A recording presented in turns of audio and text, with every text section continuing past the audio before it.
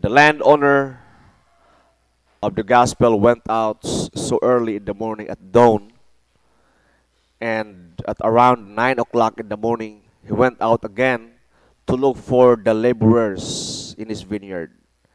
And around noontime, and again at around 3 p.m., and again, lastly, at around 5 p.m. He went out to the marketplace, to the street, to everywhere wherein he can find laborers or people who are standing and idling the day without doing anything. And he hired them and said, I will give you a just compensation. Work in my vineyard. Without a diligent landowner, there will be no workers. So, we are all workers in God's vineyard. But at the same time, as clergy, we are also like a landowner. We're not just laborers, okay? Though we labor, we toil, but at the same time, we are like a landowner. As we read and hear earlier, the book of Ezekiel chapter 34, it says here, the word of the Lord came to me, son of man, prophesy against the shepherd of Israel. Shepherd meaning clergy. Thus says the Lord, woe to the shepherd of Israel who have been pasturing themselves, should not shepherd, rather pasture sheep. You feed up their milk. Okay, and going further, it says there, you did not tend the sick, you did not heal the sick, you did not bind the wounded. That means, woe unto you, shepherd or clergy, because you are not doing your part. And Christ was showing to us the character of a good shepherd who is so diligent that early in the morning at dawn, he began to do his ministry. He began to do his work. Maigsoon, dako ning challenge sa ato nga kita mga clergy. The question is, when was the last time we came to visit to our church members, to our brothers and sisters who have been absent for quite some times?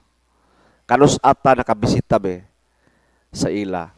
Or gana dito lang tayo bisita kay mag-inom ta, or ganahan lang tayo istorya sa atong mga paborito nato nga mga church members kay mag sugba-sugba or magtagay-tagay, magbidyoke.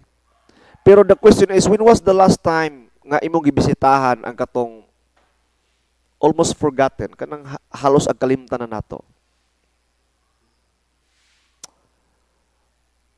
The reason why there was a laborers nga na-hire because of the diligent landowner. Somehow, in some sort in our lives, we are also like a landowner. That is why si Christ, when before he went up to heaven, he said to Peter, Peter, do you love me? Yes, Lord, I love you. Tend my sheep. Peter, do you love me? Yes, Lord, you know that I love you. Feed my flock. And 3 times Christ asked Peter the same question.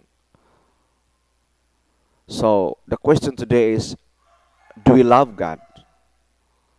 If we do love Him, then di na ta maghulat siguro sa itong obisyap nga suguon pa ta, or ganahan na tambay-tambay rin simbahan. Simbahan ako rin basa-basa, istorya-istorya, Facebook, kaya kusog internet sa taas, ka-access YouTube na yun. That is a challenge for us. It's true nga, we are laborers, but there are souls. There are souls nga. That is why in Psalm 23, in our responsorial psalm, the Lord, our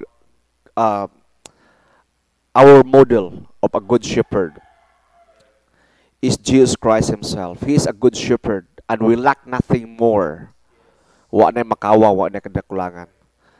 So, to the best of our ability, atong buhaton ang atong task, then surely God, by His mercy and grace, and by God's mercy and grace and generosity, He will be able to reward laborers. But first, we have to announce, We have to go to the street. We have to go to the marketplace. We have to visit our brothers and sisters who are weak. Ato silang bisitahan ato maigsoon. Please stand.